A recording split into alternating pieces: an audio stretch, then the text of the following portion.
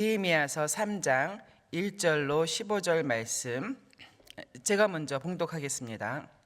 그때에 대제사장 엘리야십이 그의 형제 제사장들과 함께 일어나 양문을 건축하여 성별하고 문짝을 달고 또 성벽을 건축하여 한메아 망대에서부터 하나넬 망대까지 성별하였고 그 다음은 여리고 사람들이 건축하였고 또 그 다음은 이므리의 아들 삭굴이 건축하였으며 어무는 하스나의 자손들이 건축하여 그 들보를 얹고 문짝을 달고 자물쇠와 빗장을 갖추었고 그 다음은 학고스의 손자 우리아의 아들 무레못이 중수하였고 그 다음은 무세사발의 손자 베레가의 아들 무둘람이 중수하였고 그 다음은 바하나의 아들 사독이 중수하였고 그 다음은 드고아의 사람들이 중수하였으나 그 귀족들은 그들의 주인들의 공사를 분담하지 아니하였으며 임무는 바세의 아들 요야다와 부소디아의 아들 무술람이 중수하여 그 들보를 얹고 문짝을 달고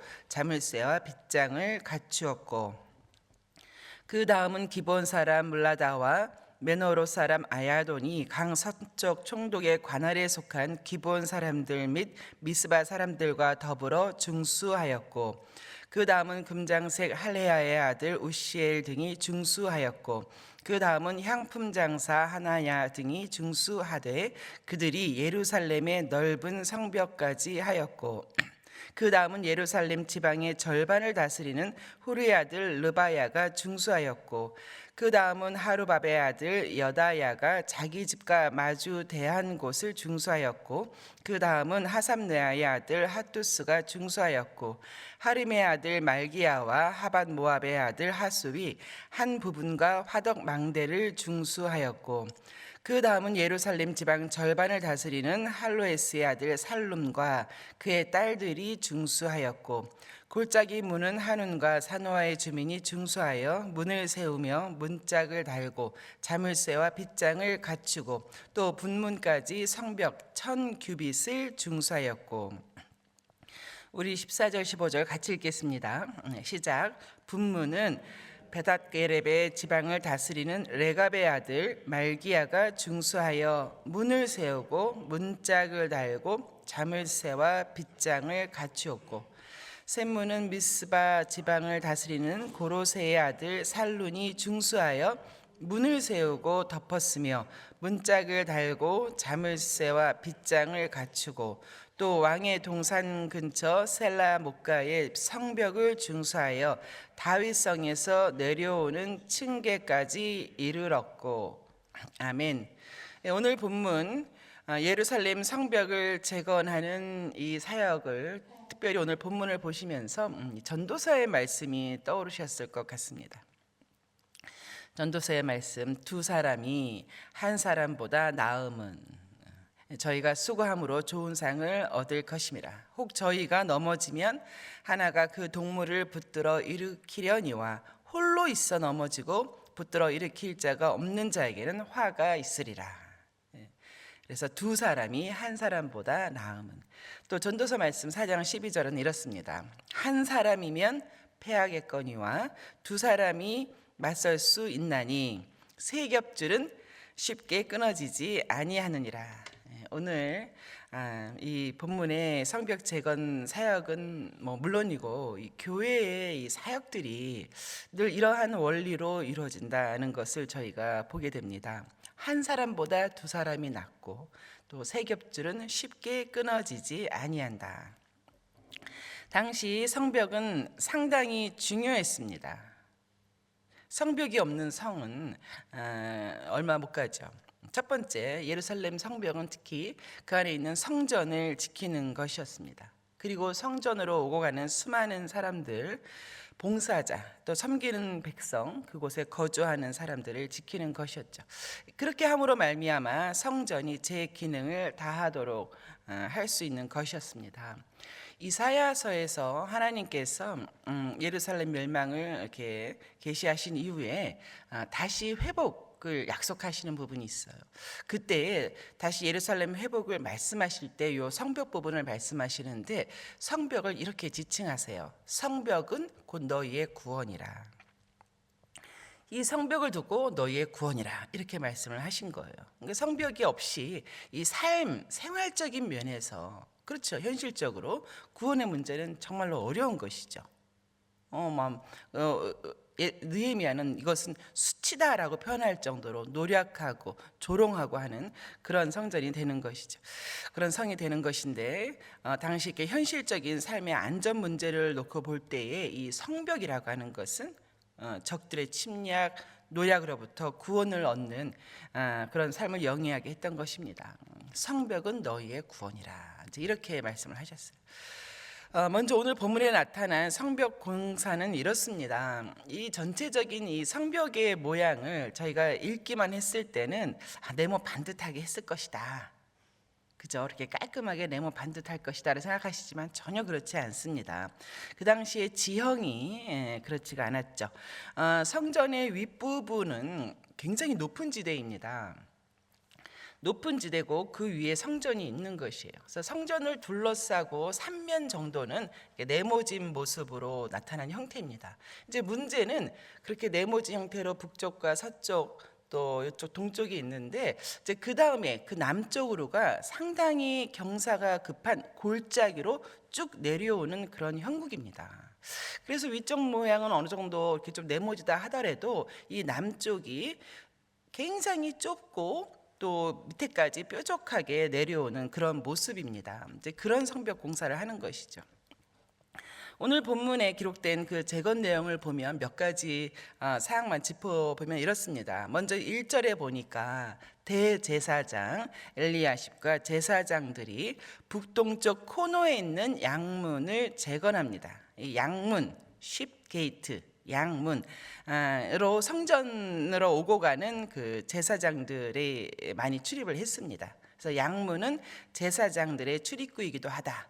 그래서인지 대제사장과 제사장들이 북동쪽 코너에 있는 양문을 재건한 것입니다. 이제 코너부터 시작해서 이렇게 서쪽으로 또 이렇게 밑으로 다시 돌아오는 형태로 짓게 되는데요.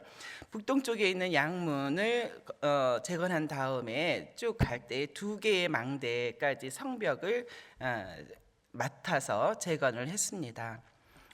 대제사장과 또 제사장들이 재건의 본을 보였다. 그런 면에서 제일 먼저 그렇게 기록한 것 같습니다. 그리고 2절부터 계속되는 단어들이 있습니다. 동그라미를 쭉 해보면 그 단어는 그 다음은 이제 이런 표현들이 계속 반복이 되죠. 오늘 본문만 해도 13회가 반복이 되는데요. 성벽 재건 전체를 두고 봤을 때는 30회가 넘게 그 다음은 또 그 다음은 이렇게 기록을 했습니다. 2절에 보니 그 다음은 여리고 사람들이 성벽을 건축하고 또 그 다음은 삭굴이 건축하면서 3절에 보면 어는 고기 어자입니다. 피시 게이트라고 이름이 붙여진 어문까지 이릅니다. 양문, 어문, 또 6절에 보면 옛문은 올드 게이트, 옛문. 성벽을 전체적으로 봤을 때는 게이트, 문이라고 하는 것이 이제 10개가 있습니다. 10개의 문들을 세워가며 중간중간을 다 성벽으로 연결하는데요. 총 길이가 상당합니다. 이 성벽의 총 길이가 4,000m가 넘습니다. 4,150m니까 서울과 부산을 10번을 이제 오고 가는 그런 거리인데요. 게다가 성벽의 두께라고 하는 게 우리가 요즘 보는 담 하나 이렇게 세우는 게 아니지 않습니까? 그 위로 마차도 지나가고 그래야 되잖아요. 성벽의 두께가 5m나 된다고 합니다. 그러니 거기에 들어가는 자재, 인력을 생각하면 상당히 큰 그런 토목공사, 이런 재건공사가 아닐 수가 없습니다. 게다가 여러분 잘 아시다시피 아주 이제 극렬한 방해꾼들이 지속적으로 있었죠. 다시 본문을 보면 북쪽 성벽의 그 어문이 이제 중간쯤 온 곳이기 때문에 그 나머지 북쪽 성벽에 있는 부분 옛문까지 와야지 북쪽 성벽이 완성되는 것이죠. 그래서 북쪽 성벽 양문 어문, 옛문 이렇게 6절까지 해서 완성이 됩니다. 이제 그 다음에 쭉 밑으로 내려와야 되는데 그 서쪽 벽이 되겠죠. 서쪽 벽을 나눴는데요. 상당히 깁니다. 서쪽 벽이 지도에서 봐도 그 설계도를 봐도 상당히 길기 때문에 여러 방백들이 나누어서 재건을 했습니다. 이 서쪽 벽이라고 하니까 요즘 뭐 저희가 자주 접하는 예루살렘 서쪽 벽, 뭐 통곡의 벽이라고 하잖아요. 이제 그것인가라고 생각되시겠지만 이제 그건 아닙니다. 지금의 서쪽 벽이라고 하는 것은 오늘 본문에 나오는 것과 전혀 다른 위치에 있는 그런 서쪽 벽이죠. 오늘 성벽 재건에 대한 이런 말씀들이 기록되어 있지만 이 성벽은 예루살렘이 멸망당할 때에 함께 무너지고 그 이후로 지속적으로 파괴되어 갑니다. 다시 본문에서 보면은 12절에 서쪽 그 성벽 중간에 위치한 골짜기 문이라고 하는 게 또 하나 나오죠. 이 골짜기 문. 이제 여기서부터 본격적으로 아주 급경사가 밑으로 떨어지기 때문에 이름도 골짜기 문이죠. 그 경사가 얼마나 심했는지 도저히 이 성문의 높이를 세울 수가 없는 거예요. 그래서 골짜기 문 같은 경우는 경사가 아주 심한 곳이어서 이렇게 구부려서 이렇게 숙이고 들어갈 수밖에 없는 높이로 할 수밖에 없었죠. 자, 그렇게 해서 급경사를 이루면서 14절에 보면은 문 하나가 나오는데 분문이라고 했죠. 분문. 그러니까 예루살렘에 있는 모든 오물이죠. 오물이 나가는 그런 문, 분문이 이 뾰족한 남쪽 제일 아래쪽에 위치하는 것입니다. 오늘 본문을 보면은 북동쪽에서 시작해서 이렇게 서쪽 벽을 이루고 밑으로 남쪽까지 내려오는 이런 부분이 되는 것이죠. 그리고 15절에 보면은 내일 본문과 이어지는 부분인데요. 샘문이라고 해서 워터 게이트가 있습니다. 샘문, 물이 나오는 곳이구나. 이제 여러분 왜 이렇게 밑을 뾰족하게 했는지 이해가 가실 거예요. 그렇죠. 성벽을 두를 때 이 물을 포함하지 않고 성벽을 두르면 그 안에 있는 사람들이 이제 물이 없는 것이죠. 그래서 반드시 이 물을 포함해야 했기 때문에 이 골짜기 아래까지를 포함하여서 성벽을 재건하게 된 것입니다. 오늘 본문은 성벽 전체를 봤을 때에 한 5분의 3 반이 넘는 정도의 그런 분량입니다. 이 성벽은 전체적으로 40개의 구역으로 나누었습니다. 그러니 아까 말씀드린 것처럼 4,000m가 넘는다고 했으니까 한 팀당 100m씩 맡아서 재건했겠구나라고 생각이 되기 쉽지만 평균은 그렇습니다만 이제 그렇지 않습니다. 이 골짜기 부분에 이 공사가 굉장히 어려운 것은 저희가 상상할 수 있죠. 게다가 샘문 또 샘물을 포함하기 때문에 굉장히 중요하죠. 그것을 적들에게 강탈당하면 그 안에 있는 사람들은 물 없이 이제 그렇게 생존할 수가 없었던 것입니다. 그래서 그 아랫부분 뾰족하고 골짜기가 굉장히 급하고 한 그 부분은 아주 이렇게 짧게 소분해서 구역을 할당했습니다. 또 골짜기 밑이기 때문에 그쪽으로 적들이 침입하기 쉬운 그런 취약성이 있어서 이 성벽은 이중으로 굉장히 견고하게 쌓았습니다. 성전이 굉장히 위에 있는 그 고지대에 있는 성전이 중요하지만 또 한편으로는 그 밑에 있는 골짜기 밑에 있는 샘문, 물이 나오는 샘물과 또 히스기야 왕 시대 때의 수로, 지하 수로를 연결해 가지고 물을 뽑아내거든요. 그것은 성벽을 두 겹으로 해 가면서 그렇게 신중하게 또 견고하게 재건하도록 했습니다. 이렇게 잘게 쪼개서 나누어진 부분이 있는가 하면 13절에 보면 한운과 산호와 주민은 1000규빗의 성벽을 재건했다라고 해서 그 길이를 기록했죠. 상당한 양이거든요. 1000규빗이라고 하는 게 500m가 넘는 그런 성벽의 길입니다.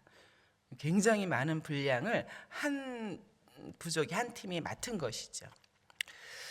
또 한 가지 특이 사항은 이 주거지에 이제 그 나의 주거지와 가까운 쪽의 성벽을 이렇게 할당하더라는 것이죠.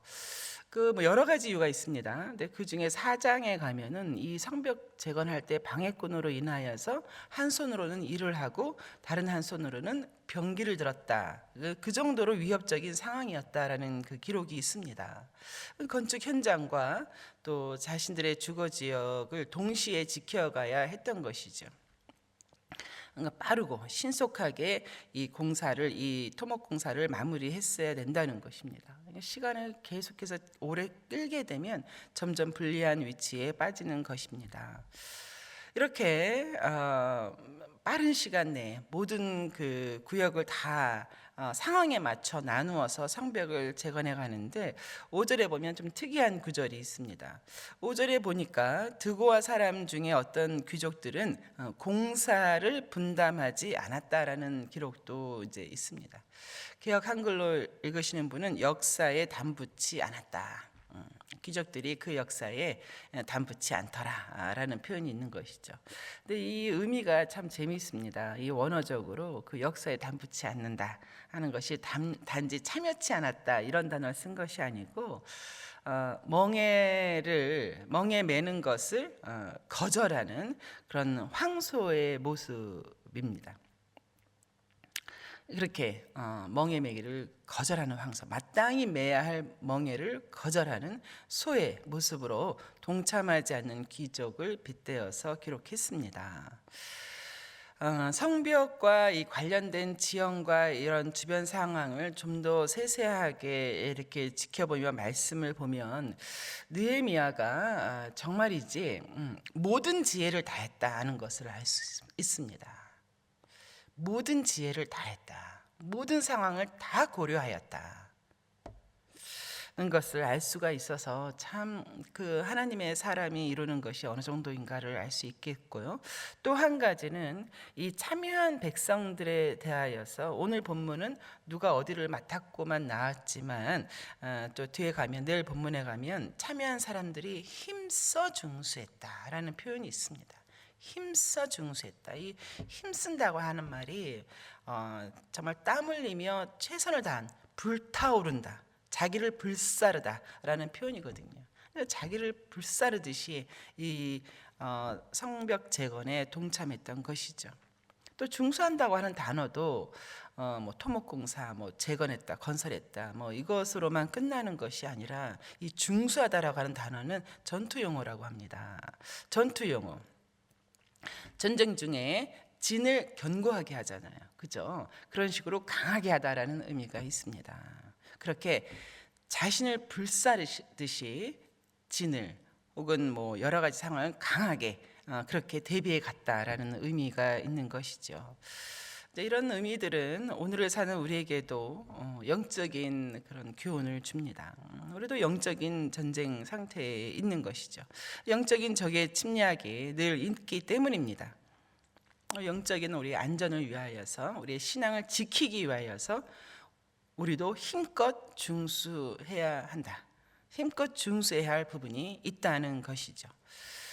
또 한 가지 오늘 본문이 우리에게 주는 도전적인 그런 말이 있는데요. 아까 말씀드린 것과 관련이 있습니다. 이 성벽 재건이 어떻게 해서 가능한가? 여러분, 이 4,000m가 넘는 성벽 재건이 어떻게 해서 가능했는가? 뭐 여러 가지가 있죠. 느헤미야의 리더십, 그의 기도하는 사람, 뭐 여러 가지가 있습니다만 현실적인 문제에서는 오늘 본문에서 주는 것은 이 단어, 그 다음은, 이 계속해서 이어지는 그 다음은이라는 이 단어가 아닐까 싶습니다. 그 다음은 그 길이가 길어도 길건 짧건 간에 항상 그 다음이 있었다는 것.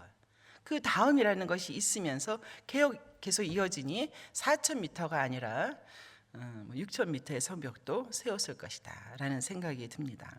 그 다음은, 계속 이어지는 그 다음은, 여러분 마음에 여러 생각이 드실 거예요. 이게 어디 한 군데라도 이어지지 못하고 그 다음이라고 하는 부분이 누락된다면 뚫린 성벽이 되는 것이죠. 성벽이 성벽의 기능을 하지 못하는 것이죠. 마찬가지로 우리의 신앙 정수라든가 사역 전수에도 그 다음이 있어야 된다. 또한 우리가 그 다음은의 그 당사자가 바로 우리일 수 있다. 그런 생각을 하게 됩니다. 오늘 본문을 보시면서 그 다음은 아무개가 중수하고 또 그 다음은 또 다른 아무개가 중수하고, 이 말씀을 묵상하실 때에 좀 주의 부르심, 주의 음성이 여러분의 심령에 올라 펴지는 그런 은혜가 임하시기를 주의 이름으로 축원합니다. 우리 아까 부르셨던 찬송가 같이 부르시고 같은 기도 제목으로 기도하겠습니다. 새 찬송가 595장, 또 통일 찬송가 372장입니다.